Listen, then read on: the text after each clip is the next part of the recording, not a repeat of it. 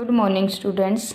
In last lecture we have discussed about the electrochemistry और electrochemistry के अंदर बेटा हमने कुछ डेफिनेशंस पढ़ी थी और एग्जांपल हमने कंडक्टर पढ़े थे, टाइप्स ऑफ कंडक्टर पढ़े थे यानी कि मेटेलिक और इलेक्ट्रोलाइट। फिर हमने इसके बाद इनमें प्रेफरेंस किसको दी थी कि हमारे पास इलेक्ट्रोलाइट्स ज़्यादा बेनिफिशियल है या मेटेलिक ज़्यादा बेनिफिशियल है। ठीक है, उसके बाद हमने इफ़ेक्ट ऑफ टेम्परेचर भी पढ़ा था कि मेटेलिक कंडक्टिविटी जो थी वो हमेशा ऑलवेज क्या होती थी, ऑलवेज डिक्रीज करती थी on increasing the temperature because colonel's क्या कर देते थे, वाइब्रेट करना स्टार्ट कर देते थे। बट इलेक्ट्रोलाइट्स के केस में हमने क्या देखा था कि जैसे जैसे हम टेम्परेचर को इंक्रीज करते जाते थे, डाइल्यूशन जैसे जैसे इंक्रीज होती चली जाती थी, नंबर ऑफ आयंस वैसे वैसे इंक्रीज होते चले जाते थे और कंडक्टिविटी वैसे वैसे इंक्रीज होनी स्टार्ट हो जाती थी। ठीक है, आज हम बात करेंगे कुछ अदर टर्म्स हैं जैसे होम्स लॉ।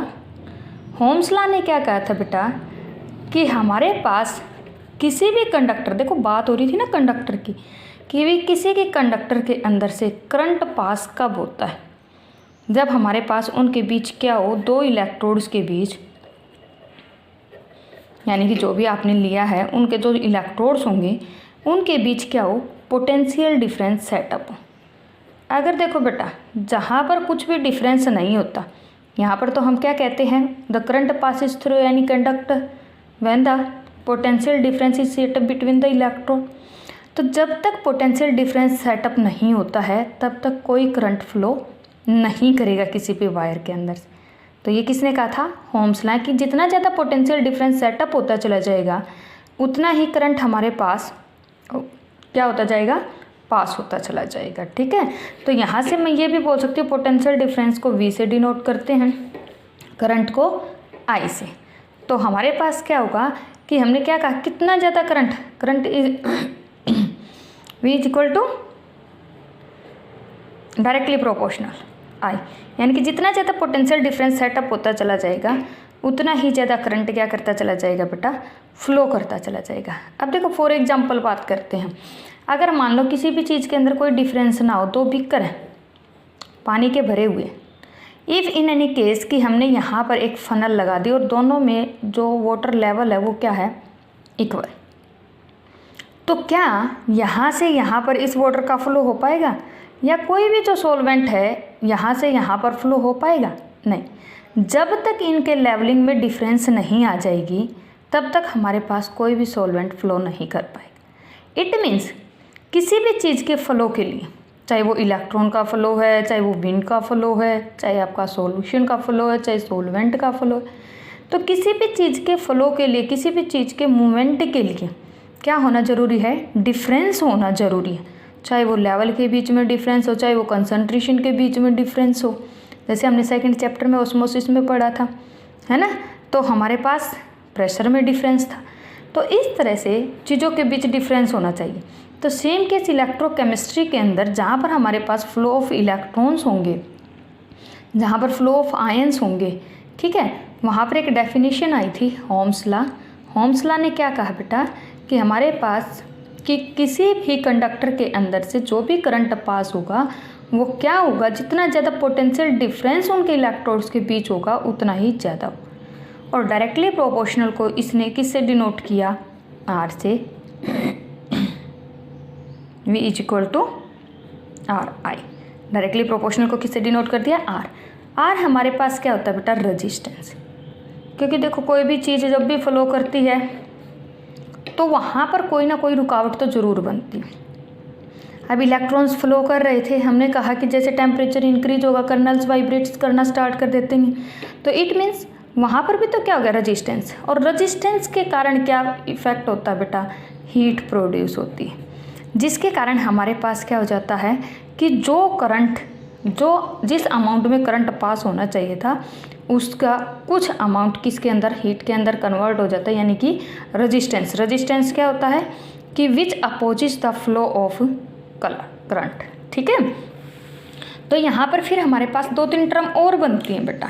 एक तो देखो पोटेंशियल डिफरेंस का पता चल गया, करंट का पता चल गया, अब रजिस्टेंस का पता चल गया, विच रजिस्ट या आप क्या कहोगे, resist the flow of current, जो क्या करता है, करंट के फ्लो को रजिस्ट करता है। ठीक है, अब सेकंड थिंग आती है कि रेजिस्टेंस डिपेंड किस किस के ऊपर डिपेंड करे।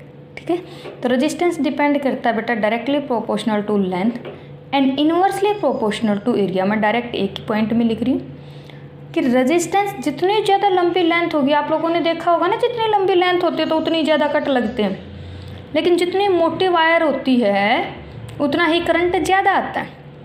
इट मीन्स इतना ही रेजिस्टेंस क्या हो जाएगा, कम हो जाएगा, क्योंकि रेजिस्टेंस कम होगा तो आपको पता है कि हमारे पास क्या हो जाएगा, करंट उतना ही ज़्यादा इंक्रीज हो जाएगा। तो resistance is directly proportional to L. L क्या है बेटा, लेंथ है, और ए क्या है, एरिया है। और लेंथ को हम सेंटीमीटर में डिनोट करते हैं, एरिया को हम सेंटीमीटर स्क्वायर के अंदर डिनोट करते हैं। ठीक है, तो रेजिस्टेंस इज डायरेक्टली प्रोपोर्शनल, और डायरेक्टली प्रोपोर्शनल को हम किससे कहेंगे, रजिस्टिविटी रो से डिनोट करते हैं, यानी कि रो एल बाई ए। तो यहाँ पर देखो रेजिस्टेंस की तो हमारे पास यूनिट आ गई सेंटीमीटर इनवर्स, लेकिन यहाँ पर हमने डायरेक्टली प्रोपोर्शनल लिया बेटा, अभी इसको हम बोलते हैं ओहम वैसे। ठीक है ना, क्योंकि रजिस्टिविटी भी तो साथ में ना, इसकी यूनिट अभी हमने नहीं लगाई। अब देखते हैं रजिस्टिविटी की यूनिट क्या, resistivity is equal to resistance into A by L. आप देखो रेजिस्टेंस की हमने कहा ओम होती है, एरिया की सेंटीमीटर स्क्वायर, लेंथ सेंटीमीटर, तो आपके पास यूनिट क्या बन जाएगी बेटा, ओम सेंटीमीटर। क्लियर है। अब सेकंड थिंग आती है हमारे पास, ये तो था रेजिस्टेंस। देखो रेजिस्टेंस का उल्टा होता है बेटा कंडक्टेंस, और रेजिस्टिविटी का इन्वर्स होता है कंडक्टिविटी। अब रेजिस्टेंस देखो अगर आर से डिनोट करते हो तो कंडक्टेंस को हम मेनली किस से डिनोट करते हैं, देखो सी से भी डिनोट कर देते हैं और जी से भी डिनोट कर देते हैं, इट्स योर चॉइस। ठीक है, तो कंडक्टेंस यहाँ पर हम किससे डिनोट कर रहे हैं, जी से। तो कंडक्टेंस इनवर्सली यानी कि reciprocal of the resistance is reciprocal to the conductance and resistivity is reciprocal to the conductivity. तो देखो हमने यहाँ पर रेजिस्टेंस इन्वर्स कर दिया कंडक्टेंस का, रेजिस्टिविटी इन्वर्स कर दी कंडक्टिविटी। अब मैं इसी इक्वेशन में यानी कि रेजिस्टिविटी की वैल्यू और रेजिस्टेंस की वैल्यू इस इक्वेशन में पुट कर दो जो हमने रेजिस्टेंस वाली ली थी। तो क्या था 1/g which is equal to 1/kappa into L/A। अब देखो बेटा कंप्लीट को रिवर्स कर दो, 1/g तो g which is equal to 1/kappa into A/L। तो देखो अब ध्यान से ये क्या बन गया, conductance. Conductance is directly proportional to conductivity हो गया इंटू A/L। अब देखो अगर कंडक्टेंस की यूनिट निकालना चाहो या आप कंडक्टेंस देखो, रेजिस्टेंस अगर ओम था तो कंडक्टेंस क्या हो जाएगा बेटा, ओम इनवर्स। क्या हो जाएगा, ओम इनवर्स। तो यहाँ पर आपके पास कंडक्टिविटी की यूनिट निकालना चाहो तो मैं यहाँ पर निकाल रही हूँ। तो conductivity is equal to conductance into L/A। अभी आप लोगों ने देखा conductance G ohm inverse, length centimetre by area centimetre square. तो सेंटीमीटर स्क्वायर यानी कि 1 से 1 कैंसिल आउट, तो क्या बन गया बेटा, ओम इनवर्स सेंटीमीटर। देखो यहाँ पर conductivity ohm inverse centimetre inverse, जबकि रेजिस्टिविटी ओम सेंटीमीटर। क्लियर है। तो देखो दोनों एक दूसरे के क्या आ गए, इनवर्स आ गए।